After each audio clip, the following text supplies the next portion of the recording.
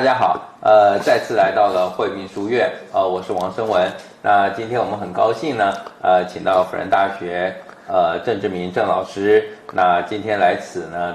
再次来帮我们讲解。那在上一集里面呢，我们讲到了9天司命真君，9天玄女娘娘。那我们又想到一件事，什么是无极呢？无极天呢？那是不是可以请老师呢，再帮我们再讲解一下什么叫无极呢？无极天呢？在我们的信仰里面那个宇宙是非常多重的比较流行的当然是3天跟9天的信仰那这个事实上也是各种不同的说法所以有关这种宇宙论本来就是可以多种形态这没有说谁对谁错的问题。那这个讲无极天的时候，就回到3天来讲，他把这个世界分成3个天，第一个无极天，第二个太极天，第3个环极天。那这个主要是受到易经的影响就是太极嘛然后太极在2仪4象就形成了黄极世界只是太极呢还有一个源头就是无极所以有来自于无极的神灵那为什么在现在很多的这种灵机庙，他们为什么都是号称无极呢？比如说那个宫庙叫做无极什么宫，无极什么宫那这个也是在台湾民间信仰一个很特别的现象就是来自于无极的神灵。那为什么要强调来自于无极的神灵呢？这可能就是回到原来易经只有太极生2仪，到了宋儒以后有所谓的这个太极图说，才有着无极生太极那无极生太极，也就是说太极是有，而无极是无，而有生于无，就显现出一个更高的一个深层的关系所以太极天上面又有个无极天那因此也有一些人就认为我们现在的神灵基本上最多是黄极天的，也就是由这个宇宙分化出来的，比如说分化成5天，而5天呢就有这个玉皇大帝，还有北方的玄天大帝就是5方5帝，那都属于黄极天。当然我们可以回到源头，那就太极天太极是一嘛太极源头。那我们可不可以再回到太极之前，那就是无极嘛所以无极天就显现出了一个更高级的一个抽象的灵界世界所以灵的生命它可能就有3个来源，有来自于黄极天的，有来自于这个太极天的，还有来自于无极天的。而无极天的可能就可以称之为高灵各种无极高灵来到人间显化那么现在台湾的这个灵机界基本上很多的这个神庙他们都是号称来自于无极的高灵不只是这么号称他还有说我们每一个众生的灵界当然很多来自于黄极天，有些来自于太极天，更多的可能来自于无极天所以强调无极天的灵来到了人间。那么到了人间来受苦受难以后，我们是不是要认主归元？我们要重新回到我们的无极理天无极天。那老师，什么叫做认主归元呢？认主归元其实这也涉及到灵，刚才说的应该是一嘛但是随着空间的分化，它就可以有多重的现象也因此在不同的时空它有不同的化身嘛。比如说太上老君无世不出他在不同的时代化成不同的神尊，对，所以他背后可能是太上老君，但是在不同的时代他称呼他的神尊就不一样所以这个主就可以很多元。那么同样的，我们的灵化成的神，不是像西方只有一个上帝，我们可以有多重宇宙下的多重上帝，甚至我们可以有33重天，有33个上帝，108天有108个上帝。当然，我们还可以无穷无尽的上帝，还有我们有各种不同因缘化身的神灵，所以台湾的各种神灵庙也很多，每一个神明也都可以是象征道的存在，但是它因为历史因缘或者各种情境，它就化转为各种神灵。那么在佛教里面就有形成的各种净土，就是佛有佛的净土，甚至连菩萨都有菩萨的净土，而每一个净土都有很多灵在修，而这些灵可能从净土回到人间来。好，那么从某某净土回到人间来，那我们到了人间修持以后，我们能不能扩大我们的生命能量，再回到某某净土？甚至我们可以开创出新的净土。对，因此我们所谓的当然你也可以称为灵子啦，像一贯道就称为言子，或者我们可以称之为言灵那我们能不能透过这个肉身来修持我们的言灵，回归各个净土？那就是认主归元就是我们回到源头认我们的主。那这个在灵机界里面就很多，如果我们都来自于无极天，那无极天尊又很多，那各自有各自的言这个时候就形成了后来在灵机所流行的慧灵山。那老师刚刚讲了这些，我想大家这个都有所了解那可是我突然有一个很大的疑问就是说我们有这么多的神尊，有这么多的这个母娘，好了，有这么多，那一般的这个人民我要拜谁有点您知道我的想法就有一点混乱了其实所有的神也好，所有的佛都只是一个方便的称呼。我认为任何的这种无代表这种终极的这种超越的神，它事实上有2个内容，就一半是道，一半是人。我们今天看到的任何的神尊，都是用人的形态去创造出他的今生，用人的形态去描述他的故事。因此它都是一个拟人化的一种存有。但是这种拟人化的存有，其实它的背后都来自于道道我们可以说了，道遍在，道无穷，道无尽，而道也是一个本一，但是本一可以有无穷无尽的化身。所以每一尊神，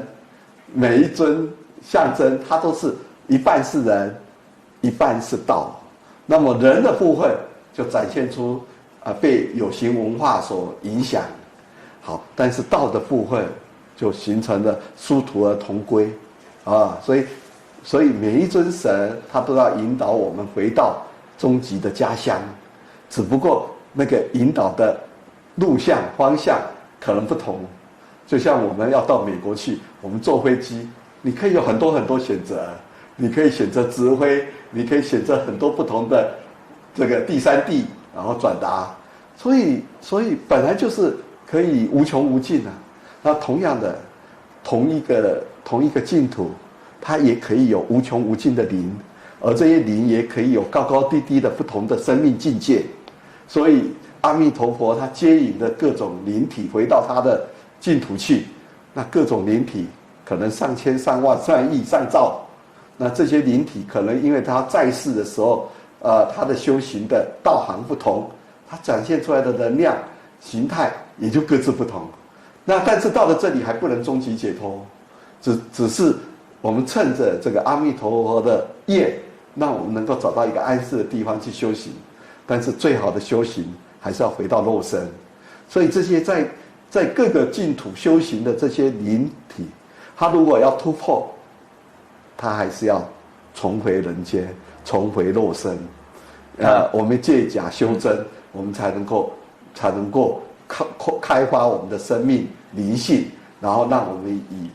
以相应于道的那个灵性，再回回到我们的本源，回到我们的家乡。这些叙述之后，发现啊，怎么样去修行啊？怎么样到我们说到净土，我们说到一个灵的一个境界啊，一个高灵的境界啊，好像并不是说我们从书本啊可以找寻得到的。那老师是不是给我们一些简单的方法哈？那要有一个遵循的目标。书本啊，其实也就是我们用后天的知识去记录下来的，但每个人的记录不同，教授的方法也就不同。所以在佛经道经里面，生命修持的方法也有几百种、几千种。那佛陀讲，佛法有84000，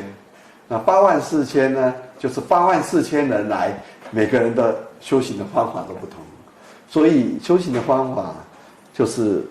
无穷无尽的，每个人可以依顺他的因缘来成就成佛成仙的终极的目标，所以因缘不同，成就的方式也就不同。好，那么因缘是怎么来的呢？就要回到我们出生的时候。其实我们如果你从各种净土要重新来到人间，不管你在怎么样的高龄，你在怀胎10个月的时候，你的累世的记忆都被母亲肚子的4大业风都洗干净了。所以在佛经的胞胎经里面说我们从正念入，不正念出。什么叫做正念入？什么叫不正念出呢？正念就是说我们原来进入母亲的这个肚子的时候，我们是有正念的，但是出来的时候，我们那个正念不见了。所以很多人我们出来都要重新开始所以重新开始那就是你有没有因缘再去开启了你先天的记忆或者你先天的智慧那这个在佛教里面来讲就是得闻佛法。你能不能听得到佛法来开启你原有的先天记忆，或者你的先天能量，或者是你知道你要修持，你才能够回得起所以在佛教里面得闻佛法其实也是一种因缘就是你接触的佛，听到佛法佛陀已经死了2、3千年了，那我们又怎么样得闻佛法呢？当然就有经典或者是其他人来宣扬佛陀教法，来让你开启。那这个方法就很多所以佛教讲84000法。那么同样的，在道教的经典里面，这种生命修持跟证悟的方法也是蛮多的。好，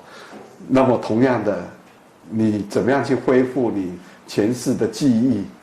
积极的去进行你灵性回归的动作，那这也是因缘而在我们这人间，宣扬各种回归灵性的宗教还蛮多的比如说最著名的就像一贯道也是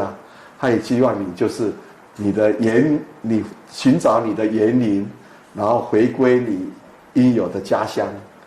不只是一贯道啦，其他大部分本土的宗教也都在宣扬的这样的方法。而本土宗教因为每个传教师或者每个引导师他的体会不同，他教你的方法也不一样，因此也可能就五花八门我基本上我们是采开放的方式我们相信每一个开导师他在自己的灵性的开发的过程中，他都可以有某些证悟，然后他可以去教导人，经由他的指导，在这些证悟的过程中，去完成每个人跟他一样的回向的工作。但是这里面可能就有着个人修持境界与体会的高低，而你会跟着哪一个人修持，这个也是一种缘分。那我提出的一个理论叫和缘共振，有些时候我们都是在一个共同的缘分下来共同共振那这些都可能是先天早都安排好的剧本了。那对老师这样讲之后，我又想到一个问题呢，这个灵上面呢，有的这个说法呢，你是从先天来的你是从天界来的，你是地界的灵这个各种的灵，甚至有人说你是动物来的灵。那这个对老师来讲的话，这有什么样的一个解说呢？因为我们当然要讲的是一些比较俗世的事啊，那很多人也很在意啊，说我是天人啊，我是地上的畜生来的。其实从哪里来都不重要，这都是我们一个累世的因缘。那佛教把它发展成一个理论，叫六道轮回，它把我们轮回分成六道啊，也就是说，在轮回的过程中，依你的修为，你可能有一些不同的去处啊，这个也就是我们讲的灵界啊，灵界有几个不同的去处啊。当然，我们因为上辈的修行，我们到各个净土去，这个或许就在佛教里面可以称之为天道啊。当然，在道教里面可以称之为天界啊。所以你可能就是因为你前世的修行已进入到仙的境界，或者已经进入到佛的境界，或者菩萨的境界，你到了那个境界，但是你那个境界啊，可能你还不是终极的成佛啊，终极的成仙，你还必须要继续的努力跟奋斗，所以你就重新来到人间。那这个就是从天道来的人，那从天道来的人，他的目的当然就是希望能够再回天道啊，是不是啊？另外呢，还有一些就是从人道来的啊。那人道就是说，我在人世间，我可能在各种因缘中，我可能是执着在感官欲望里面，我没有努力的去修行，但是我行善，我还是善人。那我是善人的时候，我还可以得人生啊。这其实，在佛教的观念里面啊，你在轮回的过程中，你能够再转得人生，那是不容易的。那表示你恶少善多啊，你才能够重得人生啊。所以你能够得到人的这种身体的形态不容易。那因此，但是大部分的这样的人道人反而比较多啊。那如果行恶的人呢，那你就要到三恶道去。三恶道啊，就畜生道啊、恶鬼道啊，种种。那你做畜生恶鬼，你就很难再转化为人。当然你要经过好多世的循环以后再来，那可能就有。所以一般我们在这个轮回转世里面，我们的人大致上应该都是来自于天道，或者是来自于人道啊。当然少数部分人可能因为有一些特殊的修为，从畜生道、恶鬼道再来转世为人，也是有的啊。当然人，我们在人里面，我们也分好人坏人。有些人这个德性很差，恶性，那很可能他来到人间来转的人生，可能是为了报业、报仇或者种种，所以他的德性低也有了那这些都可能都是跟你这个累世的因缘有关。但是最重要的还是，为什么我们要得到这个人生？因为没有这个肉体，你无形无相，你再怎么样的增长都是有限的，你没办法达到最后的关卡。什么样最后的关卡？成佛、成仙、成圣。所以你要有这个肉身，你才能够去证悟那个最后的关卡当然，因此可能很多来自于天道的，可能他几世的修行已经达到一个高龄但是为什么高龄还要在人间当然他最后还是希望能够突破，达到一个最高终极的境界。还有一些是趁愿来的，他希望来到人间来实践他的理想。那这个比较道教的说法就是带天命来的他来人间要完成他的天命。那可能每个人的天命不同，每个来人间完成的使命不同，但是也很遗憾的，也有一些高龄来到人间以后都忘掉了他前世的责任，也没有机会去改变他的人生，也没有机会去得闻佛法，或者没有机会去继续修行。因此他可能就不止白来，他可能生命的能量因为在这一世的没修行，他可能也就原来的高的修行也可能就断掉了。是，那刚刚已经讲过，这个可能是从天地这个人间的这个灵。那还有一派说法，就是说你的本身这个灵呢，它是有守护神的，或指导灵的或者是我们的老师那像这个老师有什么样的说法？当然，这个老师就不是我们现在看到的老师郑老师。那说这个神上面好像说有个守护神、守护灵，那老师怎么说呢？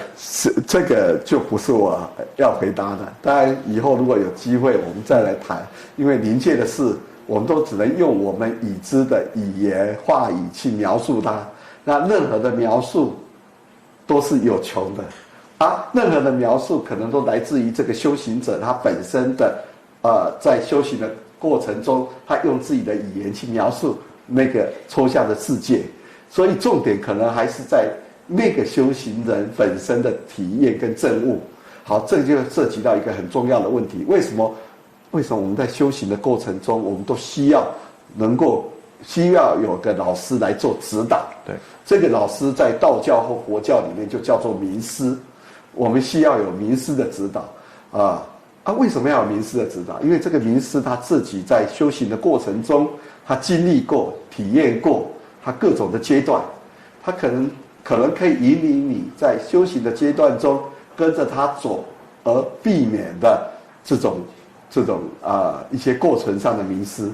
因为如果你自己没有去证悟，那么你自己在修的时候，可能会遇到很多的状况，你自己没到处理。而这些当名师的人，他们应该都已经达到某种证悟，他才能够来指导人。如果他没有这种证悟，他自己就没办法去破除某些状况，他更没办法解决各种问题。那这种证悟的人应该是很多的我们应该以开放的心胸因为人都有智慧的，而人都有佛性的，人都可以成佛的，而这种已经有证到某种层次的人，应该是非常多的。因此，对于每一个人这样证悟者，我们都是一种感恩的心。问题就是说，你能不能以这样的证悟者相遇这个就在我们民间就是流传那个离祖信仰。离祖他就是成仙了以后到处度化，那他就可以显化成各种身，然后转化成各种度化故事。所以离祖为什么从唐代以来到了宋代以后就特别流行？因为它流行了各种离祖渡人的故事。那这个离祖渡人的故事也就各自不同的因缘可以接受到离祖的度化。而像离祖这样的人其实很多，这就后来我们组合成八仙过海，各显神通。那不止八仙可能还有更多的仙，他乘愿来到人间要来弘化度众生那当然佛教也有各种的佛菩萨趁着鸿愿要来救度众生但是名师很多，但是你有什么样的因缘可以跟名师相遇，或者你也可能跟名师错过就像我们人间的因缘一样，谁跟谁能够结婚其实也可能来自于你前世的各种因缘，或者前世的各种修行所以是物以类聚什么样的人会跟什么样的人在一起。但是如果你不去珍惜，也可能最适合的你从你的身边错过了，那你可能还要等待下一次的因缘。那么同样的，在修行的路上，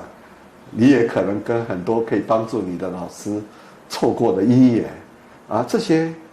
都是我们用后天的语言来说所以你要说指导灵或者种种，那些也都是后天的语言。但后天的语言也可能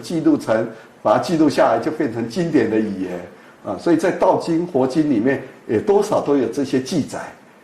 或许为什么我们要读道经、读佛经？或许我们可以把有一些有智慧的被记录下来的语言，我们透过这些语言来开我们的智慧，这也是需要的所以从这个角度来看我们发现就是说，我们要珍惜我们的因缘然后我们要了解，如果我们想要去开发我们的灵性，那我们应该在这些因缘中来不断的成就。我们应该要自觉到，我的生命不应该只是肉体而已，我还有一个灵性的生命。那我要去追问的是，我这个灵性生命从哪里来？要到哪里去，而我能不能透过我这一世的努力，来完成我终极的归宿，这才是我们修道的目的。好，那今天因为时间的关系，我们就到这里。那谢谢老师。Yeah.